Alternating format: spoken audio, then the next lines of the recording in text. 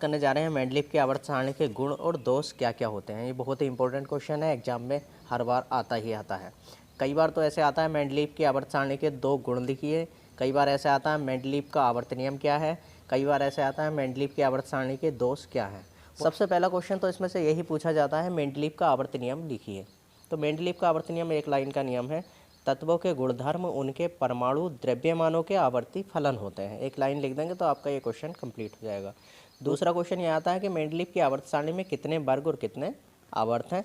तो वर्ग होते हैं सीधे सीधे कॉलम जो होते हैं वो वर्ग होते हैं, और इस तरह से जो होते हैं आवर्त होते हैं। तो आप मैं ट्रिक बता रहा हूँ आपको, 97 याद रखना। 97 इसमें 9 वर्ग होते हैं और 7 आवर्त होते हैं। तो आप इस तरह से याद रखना, मेंडलीव 97, मेंडलीव 97, 9 वर्ग और 7 आवर्त। अब फिर आता है क्वेश्चन आता है मेंडलीव की आवर्त सारणी के गुण लिखिए। तो इनके गुण भी हैं और साथ साथ दोष भी हैं। तो देखिए मेंडलीव की आवर्त सारणी के गुण, नंबर पहला क्या है, इसमें समान प्रकृति वाले तत्वों को एक साथ रखा गया है। मतलब इसमें जैसे 3 तत्व हैं, उनकी प्रॉपर्टीज सेम है तो उनको एक खाने में रखा गया है। पहली खासियत तो इसकी है, हमें बार बार ढूंढने नहीं पड़ेंगे, वो एक ही जगह मिल जाएंगे।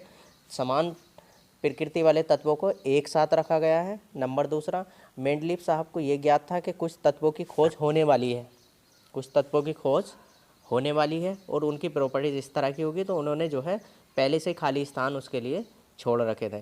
तो कुछ आने वाले तत्वों के लिए पहले ही खाली स्थान छोड़े गए थे। दूसरी खासियत गुण इसका यह है कि जितनी भी हमारी नोबल गैसेज हैं, आदर्श गैसेज हैं, उनको ईजिली स्थान बिना किसी डिस्टर्बेंस के आवर्त सारणी में ईजिली स्थान मिल गया था।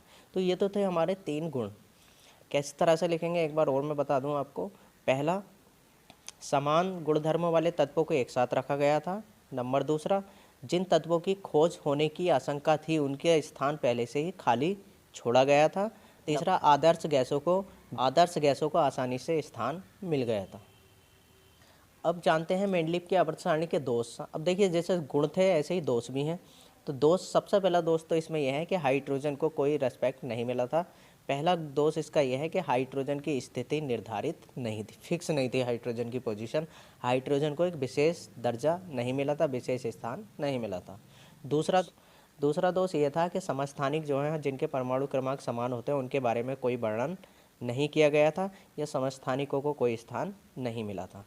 तीसरा दोष जो ये था कि मेंडलीव साहब ने ये कहा था कि मैं जो आवर्त सारणी बना रहा हूँ वो तत्वों के परमाणु भार के बढ़ते क्रम के अनुसार बना रहा हूँ, मगर कई जगह देखने को ये मिला कि तत्वों के परमाणु भार का गलत ऑर्डर था। कई स्थानों पर क्या था, जो अधिक परमाणु भार वाला तत्व था वो पहले, कम वाला बाद में। जबकि मेंडलीव साहब ने कहा था कि मैं जो आवर्त सारणी का मापदंड अपना रहा हूँ वो अपना रहा हूँ परमाणु भारों का बढ़ता क्रम। मगर एक दो स्थानों पर इस तरह की उसमें गलतियाँ थीं। तो ये भी मेंडलीव की आवर्त सारणी का दोष था।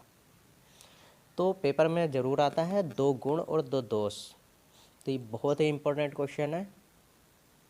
इसी तरह के इंपॉर्टेंट क्वेश्चन के लिए हमारे चैनल को शेयर करते रहिए, सब्सक्राइब करते रहिए। मैं हूँ समीम अहमद सैफ़ी, आप देख रहे हैं आपका अपना चैनल। जय हिंद, जय भारत।